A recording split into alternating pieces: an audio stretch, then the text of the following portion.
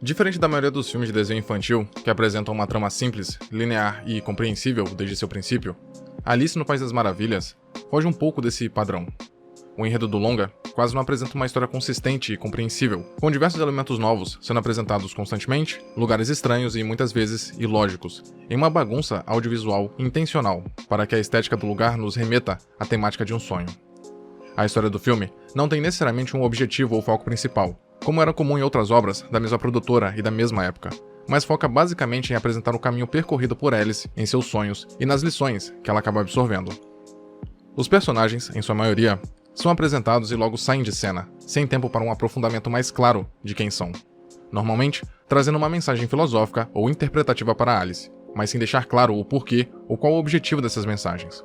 Contudo, o filme não é fútil ou excessivamente bagunçado, já que seus elementos muitas vezes coloridos e aleatórios trazem certas interpretações sobre a protagonista. O País das Maravilhas, sendo este um sonho de Alice, foi criado com base no que ela idealizava como um mundo mais interessante do que o real. Durante uma canção, ela canta sobre algumas características que teriam nesse mundo, o que mais à frente se torna, entre aspas, realidade de uma forma desordenada para a própria Alice. O que, embora fosse seu desejo, se mostra algo muito estranho para a mesma. A garota, como é normal para a idade dela, achava a realidade muito chata e desinteressante. A aleatoriedade do mundo que a protagonista passa, por toda sua imprevisibilidade e maluquice, comparada ao mundo real, tiram do espectador sua base lógica para tentar prever quais os próximos acontecimentos ou soluções práticas para os problemas apresentados no caminho percorrido por Alice, já que, naquele mundo, nada é impossível. Embora o filme não tenha uma história bem estabelecida, com um começo, meio e fim sinérgicos, alguns elementos da narrativa trazem simbologia sobre o próprio amadurecimento e evolução de Alice. Uma das primeiras criaturas que Alice se depara, logo na entrada do País das Maravilhas, é uma porta viva que divide simbolicamente o mundo real e o mundo dos sonhos.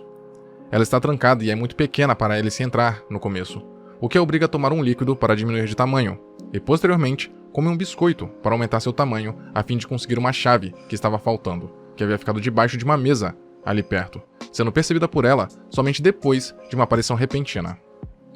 A porta pode representar não somente a divisão já citada, como um bloqueio da mente da própria Alice para seus próprios erros e suas próprias atitudes infantis, que ficam evidentes por suas decisões e ações.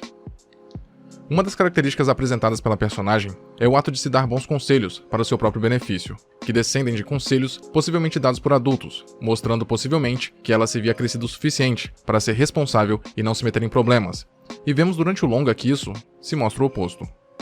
A porta, ao apresentar espontaneamente uma problemática, também poderia estar indiretamente atestando para saber o nível de amadurecimento da garota.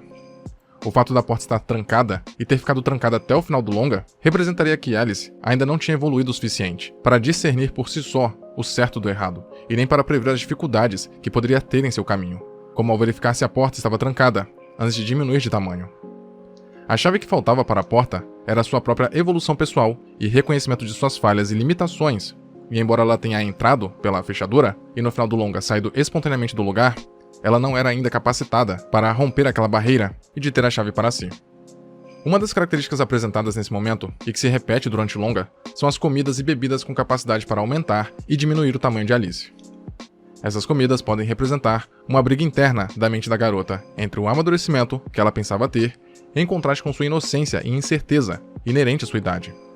Esses dois lados dela estavam em constante conflito, sempre um se sobressaindo sobre o outro, sem um equilíbrio adequado, o que é representado todas as vezes em que a garota come algo para crescer ou diminuir, praticamente nunca conseguindo um tamanho ideal ou desejado. Em especial, os biscoitos podem representar algumas pequenas mentiras que ela contava para si mesma, a fim de fazer seu ego crescer, o que a motiva a sempre pegar essas guloseimas para si, sem se preocupar com as consequências daquilo, já que mentir para si mesma, às vezes, era mais agradável do que enfrentar as duras verdades. A princípio, a curiosidade da garota foi o maior combustível para ela acabar se perdendo naquele sonho, seguindo um coelho branco, apenas para saber onde estava indo e o porquê de estar tão apressado. No entanto, durante esse percurso, ela não parou para avaliar os perigos do caminho que estava passando, sem considerar como sairia e se sairia, embora o maior perigo de sua aventura tenha sido o encontro com a Rainha de Copas. Ironicamente, ainda que estivesse em um mundo tão animado, sem sentido e alegre, ela mesma não aproveita para se divertir e curtir aquela experiência da forma como pensava que faria.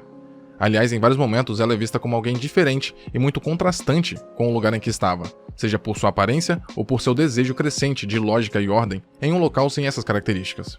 E é importante notar essa divergência crescente da garota com seu ambiente, porque isso mostra que nem tudo o que ela imaginava ser bom ou ruim era realmente dessa forma. Muitas vezes o imaginário não leva muitas questões em consideração, como a lógica e as leis que regeriam tais coisas.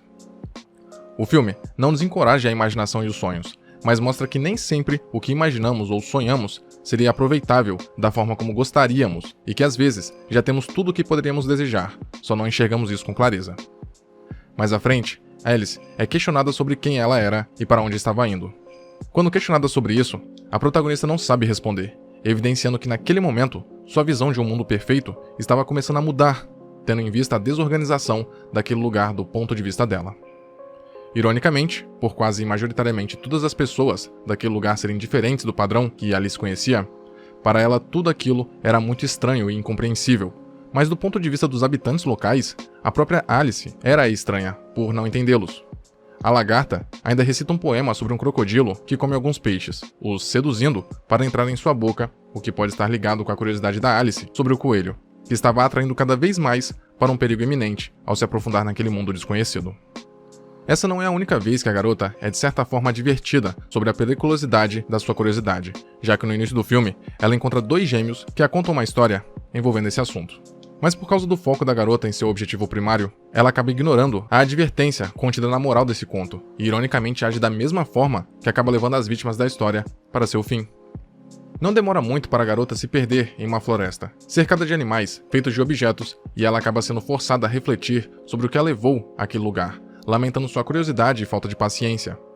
É interessante notar que, enquanto ela chora e reflete sobre suas ações, os animais ao seu redor e a floresta vão aos poucos desaparecendo, a deixando sozinha em um lugar escuro e vazio.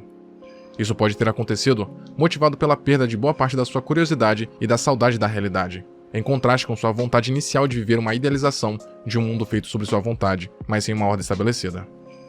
Para voltar ao seu mundo, ela precisa encontrar a rainha daquele lugar, a Rainha de Copas, que logo se apresenta como uma líder tirânica e impiedosa, mandando matar qualquer um pela mínima afronta, ou por desejo próprio de punir alguém por seus próprios erros.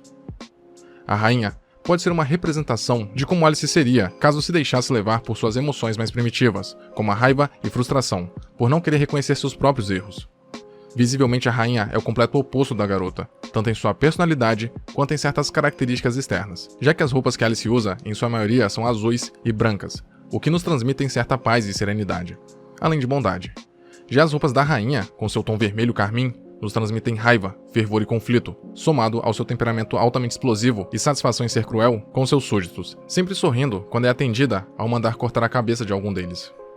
Felizmente, Alice havia aprendido com seus erros até aquele momento, e até mesmo enfrenta a rainha, ainda que por pouco tempo, falando verdade sobre a forma tirânica que ela reinava aquele lugar.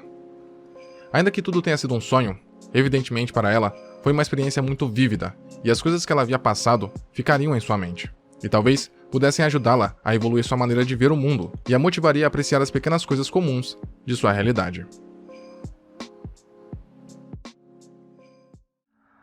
Muito obrigado por ter chegado até aqui. Imagino que, de algum modo, esse vídeo tenha sido interessante para você, e por isso peço que o curta e o compartilhe para ajudar a divulgar o conteúdo do canal.